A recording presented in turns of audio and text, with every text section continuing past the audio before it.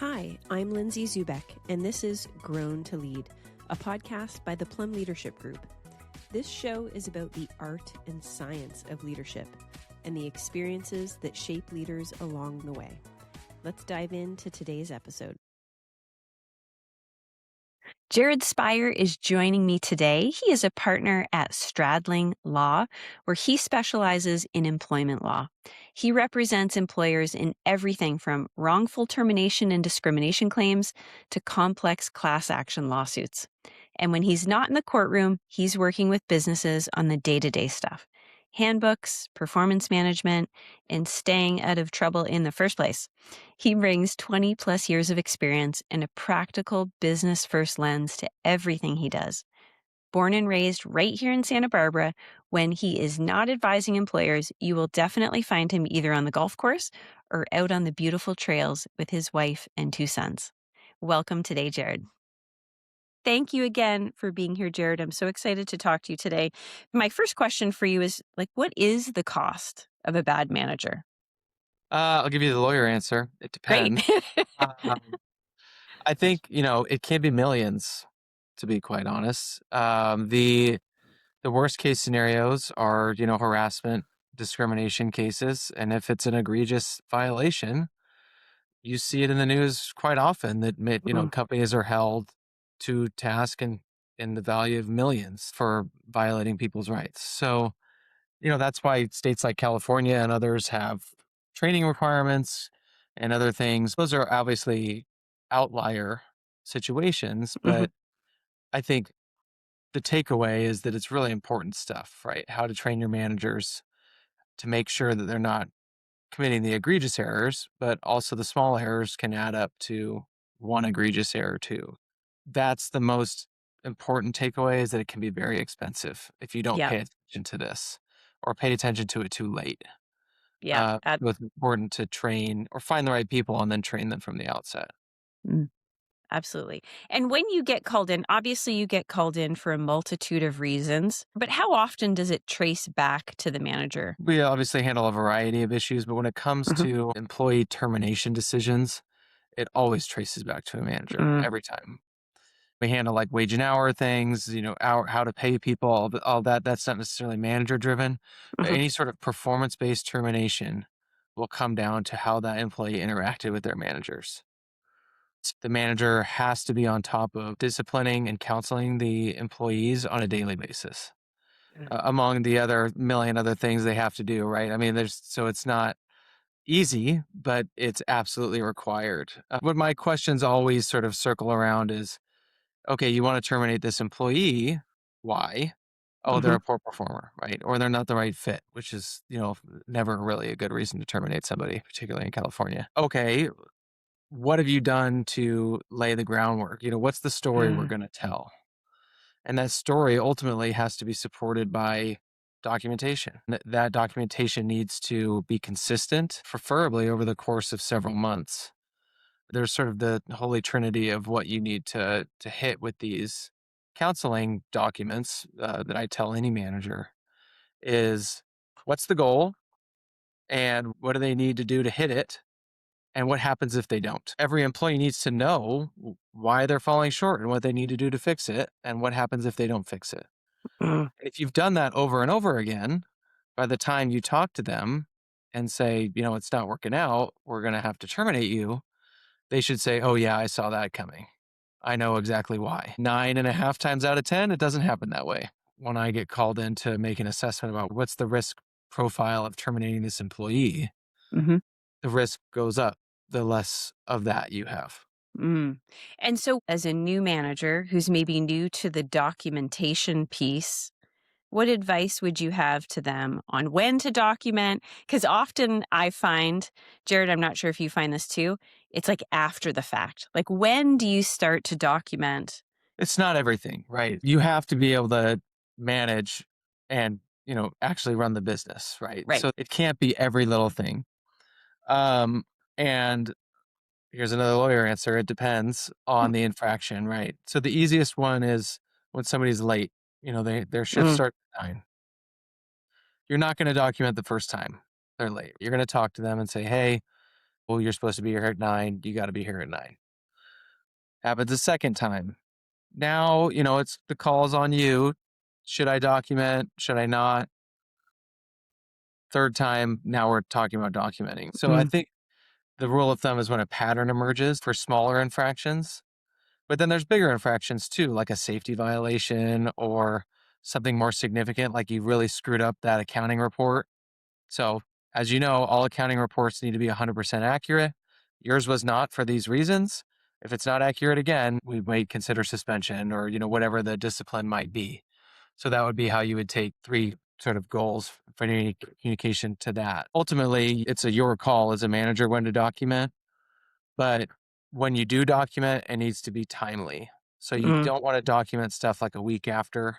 It should be the next day or the day after that you're documenting these things. And ideally, the documentation will follow on a conversation. mm, So you have an in-person conversation with whoever the employee was, and then you will follow up with an email, or if your company has a standardized form to mhm, fill out, you follow up with that. That's mm. sort of the best way to go about it. And does the employer or the manager need to have confirmation from the other person that it's been received? That's sometimes a common question that I get. Is email okay? And does it have to be signed? Like, when does that come into play where something needs to be acknowledged and signed by the employee? Well, to answer the first question, email is okay. You can send an email, and if you regularly communicate with employees via email, that's good enough proof for me that they Hmm. received. I would always end the communication with something like, if you have any questions or if any of this is inaccurate, please let me know. Hmm. And by them not letting you know, that's sort of negative consent that it's accurate and they don't have any Right. questions about it. Yeah. When you have a standardized form that you're filling out, um, ideally there would be a signature, employee acknowledges receipt at the Hmm. bottom of the form. But if they refuse to sign or something like that, you can sign as the manager saying delivered on X date, Mm, refuse to sign. That's fine as well. Better if they sign, obviously, but sometimes you have to do what you have to do. yes. Yeah. Another common question that I have that I get sometimes from my clients, and actually I just had yesterday, was when they're having one of those difficult conversations with an employee where they're delivering some kind of feedback, whether it's late. This one was about clocking in. So they're Mhm. clocking in before their scheduled time. Is it recommended that the manager have someone else in the meeting with them? I'm sure it depends, but what would be some of the situations that you'd want two people in a meeting as a witness? Yeah, I mean, you don't want to do it at every meeting because sometimes you raise the stakes on a otherwise uneventful meeting. Benign. Yeah. Yeah, and it can create more tension than is necessary. Mhm. If you have a sense that the employee will be combative or has a tendency to try and undermine what you say about this, whether this happened or not, Mhm. then yeah, you should have a witness with you. Ideally, your HR person or someone else within the management level who can take notes, and then you would then follow up with an email too to that employee. So as we discussed today, yada yada yada. Let me know if you have any questions or if any of this isn't accurate. That way, you've got sort of the double layer of protection for the company. You've got Mhm. the email confirmation as well as the witness who can corroborate what was said in the meeting. When it comes to litigation, the email is quite frankly more important than Mm. the witness because testimonial evidence is always shaky. So, what's best is your notes from the meeting with the email between you and the employee. Because when it'll come up in litigation, is I'm deposing the person saying, well, you met with so and so manager on this date, right? Mhm. No. Okay, well, here's this email. Take a look at this. Uh, you received this, right? Yes. Well, how come you didn't say the meeting didn't take place on that date? It's because it actually took place on Mm. that date, right? And it's a lot easier to pin them into it rather than saying, well, Bill, the person who was there said it was on this date. Well, Bill's a liar. It's like, okay, well, so the email, the written record is always the most powerful when Mm. it comes to litigation and protecting the company. And does the written documentation, Jared, always have to go to the employee? Because I've had some leaders that I've worked with that keep files on their employee and they'll keep a running tally of when, situations have happened, but they haven't actually shared it with the employee yet. Is that okay? At what point do they bring the employee in? Do they always bring the employee in? Well, I think it's important to keep your own internal notes, right? Mhm. They will always be subject to challenge if the employee doesn't see them. Well, I never saw this note. This Mm, didn't. If I would have seen this note, then I would have challenged it because that's not true. So I think if you're thinking about, keeping a tally on when someone's late or smaller infractions, that's fine to have internal notes associated with that. But ultimately, when you counsel the employee or write them up or give them a warning, that information needs to be shared with the employee, ideally in writing, mhm, and then you follow up with them in writing, summarizing the conversation. Um, and that's going to be your best sort of weapon against any of mm, this future litigation. mm. Internal notes are great. You should keep internal notes, right? But they have limited value. Again, it goes So back to no termination should be a surprise, right? So, right. got 1,000 pages of notes on the employees, you were tracking their every move, and they were a horrible performer, and they never saw any of that. It's going to be a surprise to them because Yeah. they thought they were the best thing ever. Well, it's so funny you say that because definitely I have had a number of clients where they've kept the journal, the tally, but it's really hard to have that conversation. Are you ever advising your clients on how to have the conversation? And if so, how do you recommend that people go about it? Yeah, so yes, we I provide talking points all the time on those conversations, not only sort of discipline, but also termination, how to have Mhm, those conversations. I think again, it all falls within that framework that I've repeated is just what's the expectation mhm, and what do you need to do to hit it and what happens if you don't. I always think though it's good to lead with a positive before you get mm, into that. Hey, I really like how you're applying yourself here, here, and here, but here we need to work on this. mm, And if you want to be a top performer here, if you want to get that bonus, or if you want to do this, that, and the other thing, this is the expectation. And right now you're here. We need you to be here. Sometimes you don't need to give the consequence, depending on if it's truly just we really like you. You just need to improve in this one little area. Then you just give them the expectation. But if it's truly like a performance, like, hey, you're on the road to termination, that's when you yeah, sort of have to lay out that. I think it's not sugarcoating it, never sugarcoat mhm, it. And that happens in annual reviews all the time. This employee's performed terrible for the last 3 years. Well, why did their last three annual reviews give yes, them 5 stars? So don't sugarcoat it, mhm, but uh, tell them the good and tell them the bad, just like it is. You don't have to be mean. yep, You don't have to be nasty, but hey, you're great here. You can work on this. And that way you've got an accurate picture when you go back and look at it of what was actually happening. yep, absolutely. So we're talking a lot about some of the structural things, documentation, how to handle it from a process standpoint. What about on the behavioral side? So where have you seen, how a manager behaves and how that might lead down the path of costing an employer in the long run? Yeah, that comes up more, and I'm, I guess, more limited in terms of my Mm, role. But a manager has to sort of embody what you're supposed to do, right? How to conduct yourself. If the manager is the one horseplaying around or harassing people or saying crass things, all those sort of characteristics will have to be tolerated amongst their subordinates. mm, So it hamstrings the employee or the managers upstream from disciplining others, saying, well, if manager one was allowed to get away with this, how can we write up an mm, employee below them for doing the same thing? Um, and it comes not only as setting the example, but tolerating things for too long is also a major behavioral issue for mm. managers.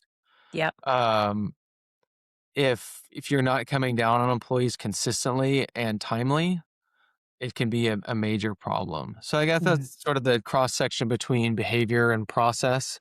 mhm, Um, but again, manager's not a friend, right? Right.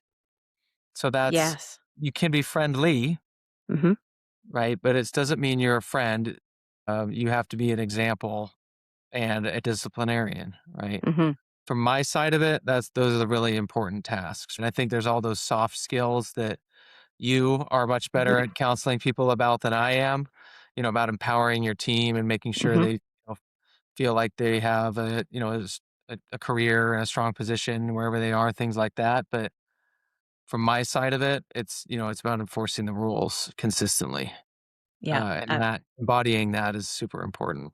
Yes. And what you mentioned is such a challenge, especially for new managers, where typically they've gone from being part of a team where their colleagues are their friends, and now they're a manager and they're managing their friends. And that transition is so challenging. Yeah. And what are some warning signs for leaders? So, business owners, a leader, what's some warning signs for them that, they're going to end up in your office one of these days? The easiest one is obviously an employee complaint. Yeah. Okay. Yep. So getting an employee complaint um, from a subordinate of a manager saying, "Hey, I feel like I'm being treated unfairly," or "This manager's not treating people consistently," things like Mhm. that. I think generally it's just any warning sign you get from a bad employee. So Mm. not having accountability, being defensive when you question them about things, or saying everything's great all the time and there's no issues, right? Right. Like maybe the lack of red flags is a red flag in and of itself. Mm. Mm. For a manager saying, "Oh yeah, everything's perfect. I've got it completely under control." Um, and then I think you would, as a manager of a manager, press them and say, "Well, if you had to pick something, Mm. where's a weak spot or where can we improve?" And if they can't come up with anything, that's probably a problem. Yeah. And so, how do leaders set their managers up for success? So, if you could look back 6 months before they get to you, what would you like to have seen happen 6 months beforehand? I think it's just a proper training, Mm. right? Empowering them to be able to have those performance conversations in a Mm. structured way. Um, you want to like give your manager some freedom to operate, right? But when it comes to performance management, the balance have to be pretty tight. They can have Mm. freedom to operate, but it's within a pretty confined area. And it's that, you got to document it. You got to be on people consistently and timely about where is they're supposed to improve. And I think having that training, giving them the guardrails is sort of freeing them up to do that and delegate those tasks to the individual managers rather than giving them free rein and then realizing Right. there's a problem later. Yeah. Um, so I think any sort of performance management training is super important. Mm. Either hiring someone like you to do it or doing it themselves Yeah. internally. The managers need to know what to do, or else if they make it up on the fly, then it's just going to be a problem. So true. And that's something we see all the time, Jared. Again, someone's promoted because they're good at their craft, they're good at what they've done. And now all of a sudden they're managing people, and it's a completely different skill set. Even just understanding that 3-step framework that you shared is new. That's not something you would maybe intuitively know. My next question, and this is interesting because I used to be in hiring, and I would often get this like, humans are so complex and we're so different. It's so hard to predict. How avoidable is the work that comes to you? Is there a certain amount of it that's just like, 10% of people are not going to work out? How much of it is avoidable, if anything? I would say not most, but not all is avoidable. Hmm. And I think I feel like a broken record, but it comes down to having the small conversations first, so it doesn't become one big conversation later, Yeah. right? So the if you're setting fair expectations for employees and you're reminding them when they're falling short, I mean, don't be annoying about it, Hmm. but be consistent. I think that you'll avoid pretty much everything. Mm. Um, there's going to be litigious employees. There's going to be employees who try and set you up. They are few and far between. Mm. It becomes a matter of, I thought I was performing really well, but then I got fired. Yeah. It couldn't have been because I was actually underperforming. It must have been because I was a person of color, Right. uh, a woman, a man, whatever it might be. It Right. must be some other illegal reason. It couldn't have been my performance because they never talked to me about that. Mm. Have the So conversations early. exactly, exactly. And the other thing you said that I think is really important, that's more on the proactive nature, is having the right expectations, clear expectations of what the role is, right? Is a job description missing? Are expectations missing? All the things that you can do proactively to avoid some of the reactive performance conversations, right? Some of those could maybe be avoided if there was documentation, communication, some setup beforehand. Absolutely, right, and certain jobs are easier than others. Yes. If you're a coder or a salesperson, you need to hit these metrics, and if you don't, you're underperforming, right? Those Easy. easy, Yeah. super easy. But the other ones are with more soft skills or more like, ongoing performance-based things are much harder to set those goals, or those expectations. Not every expectation needs to be in a job description either, Mm, right? But setting clear and fair expectations, super important. yeah. Uh, And I always like to ask managers as well, what role did you play in this? What can you learn from it? And often there is, oh, well, maybe I should have communicated earlier. Maybe I should have set expectations. Maybe I should have had that conversation. Usually, like you said, there are those few and far between percentages of unavoidable terminations. But like, what's the learning that you can take away so that you can maybe prevent it in the future? Starting it a little sooner. And I think the tie in a lot of those, Jared, is having difficult conversations. What advice would you give to a brand new manager heading into probably multiple difficult conversations in their career? What advice would you give to them? Check with HR first. Or practice with HR, Mm, right? I mean, why not say, "Hey, I need to have this conversation with an employee. This is the issue. Can I just run through what I wanna say to the employee?" Um, and again, the employee may challenge you. Don't get into an argument at mm, the time. Say, "Look, I can look into this more, but right now, this is what I'm seeing." Right? If you have other information you wanna provide, I can look at it, but stick to your script. Because if you start to get back and forth, it never ends well, right? yeah. So practice, doesn't hurt. It never hurts to talk to HR first. And then once you get a few under your belt, you'll get a sense of, oh, okay, I can handle these. Mm, But it'd be a bad idea to go in, one, without thinking about what you're going to say, hmm and two, without practicing if you have questions about how to do it. I think that those are both super important things to do, especially for a new manager.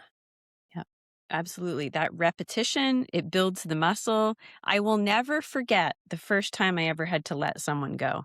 Not that it is ever easy, because it does feel like you're impacting someone's life. Um, and sometimes it ends up being for the best. But in that moment, it feels hard. But the more repetitions, the more times you can do it, the more, not just from a termination, but any difficult conversation, the more reps you get in, sometimes the easier it feels down the road. Yeah, absolutely. Yeah. And as a new manager, you just don't have the reps yet, and it's okay. Yes. Yes. Yes. And sometimes it has to do with their own blockers, right? The desire to be liked. So I love the three-part framework that you use of the goal. What's your goal of this conversation, right? Not just the practicing, but what do you want as the end goal? Because I don't think people always think of that. Well, I just want to get my point across, or I just want to be right, or I want to be liked. Yeah, To really like get to the heart of, I want this employee to do well. When you have that as your goal, that will make any difficult conversation easier. Right? I'm yeah, gonna tell them something tough, but it's because I want them to do well. and tell the Yeah. employee, why wouldn't they like a manager who wants them to succeed, right? Mhm. So I think if you frame every conversation with the employee is, "I think you can be great here." Mm, right? Because you're doing this, this, and this really well. But in order to be great, you have to do this better, right? And I think if you frame it in that way, particularly earlier in the conversations, right? mhm. With most employees, that's the way it should be framed. And if you do that, I would think almost 9 out of 10 employees are going to appreciate that. Yeah. As it relates to business owners, leaders working with their managers, is there anything we haven't touched on that you're like, they need to know this so that they don't end up with me? Like, as you want your managers to talk with people early and often, do the same for your managers as the Mm, business owners. If you're hiring someone indirectly as a manager or promoting them to a manager, tell them what the expectations are. mm, Tell them what can happen if they don't hit the expectations, not just for them, but for the business, right? Um, they should already understand the culture. They should already understand those things, but as clear guidelines as you can give, set those out right away. Don't let them try and figure it out or set them out right away and check in with them. How's it mm. going? Have you had to have any counseling conversations? If you had, how did they go? Can you tell me about those? Things like that to make sure that they're sort of operating within that framework that you want to operate in. Love it. So lead by example, right? And offer them guidance and feedback and training support along the way. Yeah, love And that. if you do all that hard work in the beginning, you won't have to do it later, Hmm. right? If you set them up, they'll be able to operate with more discretion. Yeah. And if something happens and they do end up in your hands, they're in good hands. Trust me. I'm often like, okay, here's my perspective, but please go speak to a lawyer. They're going to protect you, and in the long run, going to HR or going to you, Jared, going to a lawyer can help save you so much in the long run. Whether it's the advice that you're giving, the best practice, the script, the role play, it's so much more helpful to do it earlier versus later. We talk about the cost of a bad hire, and sometimes they look at the services we might provide, obviously, as a cost, but it's really saving in the long run. Can you speak to that? Yeah, absolutely. I've told many clients this. A 15-minute phone call with me is way cheaper than trying to unwind something you shouldn't have said. Yes. Yes. As a manager, if they have questions about what they should reach out to HR. So too, the business owner, if they have questions, they should reach out to me or you for the 5-minute phone call. Mhm. Uh, you know, yes, do that. You're fine to do that. No, don't do that. You should say it this way. Because if you put it in an email or say it out loud, it's there forever and you can't take it back. Yeah. And a lot of times, a big settlement or a big case will come down to one email. Mhm. That, hey, you really shouldn't have said that. And it can be devastating. And not always, a million emails are sent every day. I'm not trying to scare everybody, Yep. but I think the takeaway is just pick up the phone. I'll answer and I'll tell you whether to do it or not. And then you can go in with more peace of mind rather than wishing you hadn't said something or wishing you Yeah. hadn't done something. Yeah. Awesome.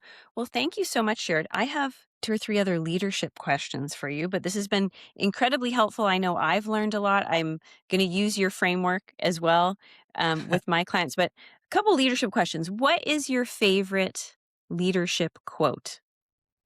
So you sent this to me before, and as I was looking up leadership quotes to figure out what my favorite Yeah. one, I couldn't find any. I thought they were all super. Uh, so I'm making my own quote, which is Oh, I just love it.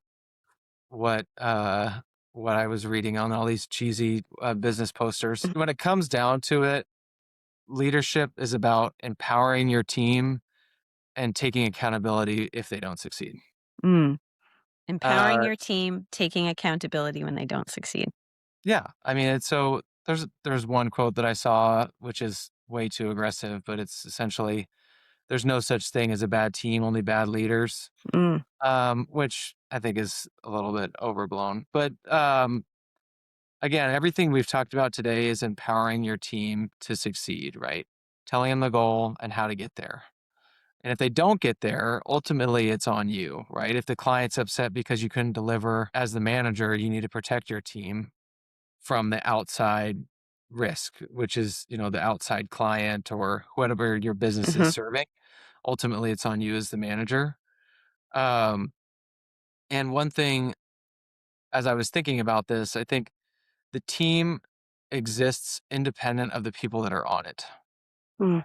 So as the manager, to build the best team, it doesn't have to be the people that are already there, right? Sometimes you need to fire people. Hmm. Sometimes you need to promote people or, move them somewhere else. But the team you're building is to achieve the goal of whatever your business is trying to do. And that may be the people that are already on it, or it might be other people. But in sort of empowering your team doesn't necessarily only mean working with the pieces you already have. That's so true, Jared. I have seen so many times where, often in team culture, it's like there's one bad apple. It's usually not the whole team that's toxic. It's usually like one person. And when you can make the difficult decision to help the other person move on to something that's a better fit in their life, AKA firing them, I've seen teams transform. I've seen cultures just shift immediately by having that one difficult conversation. So that's such great advice because I think sometimes we try to work with what we have when that's not always the right solution. Yeah. Yeah. Uh, Goal oriented, right? Where are we trying to go Yeah. and how can we get there? I think that in the coaching conversations and building your team and maybe even running your business, that's probably exactly the focus that you should have. Yes. Great. So what is a podcast resource thing that you're reading, listening to, watching that you find inspiring? It doesn't really relate to leadership per se, but I'm reading the Borderlands trilogy right now by Cormac McCarthy, which I've always been sort of drawn to Western literature, Hmm. uh, and the sort of exuberance and dreaminess of the West in the United States has always captivated me. So that's Mm, currently what's captivating me right now. very cool. I have to check it out. And my last question is, what does leadership mean to you? I think accountability first and Mm, foremost. I was to choose one word. That sort of falls into the quote that I crafted. At the end of the day, you're accountable for your team's success and failures. So making sure that you're on top of that, ensuring that your team's performing and they know the expectations mm, is super important. And that's probably what it comes down to for a leader. awesome. That's great. And I can't wait to make your quote.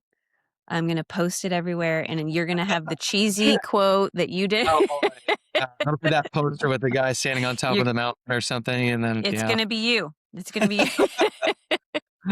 Well, thank you so much, Jared. I'm so grateful for your time and for your expertise. I've learned a lot. I hope everybody listening has learned a lot. Not to be afraid, proactively, retroactively, just ask for help, ask for advice, and we're always here to help. So I appreciate it, Jared, and I'll Thank you talk very to you much. soon. Yep, absolutely. Thanks, Jared. If you've ever found yourself thinking, how do we actually get better as an organization? Here's a simple place to look: your managers. Managers have an outsized impact on performance, culture, and whether people stay or leave. But most managers are promoted because they're good at their job, not because anyone taught them how to manage people. That's exactly why we created Manager Essentials.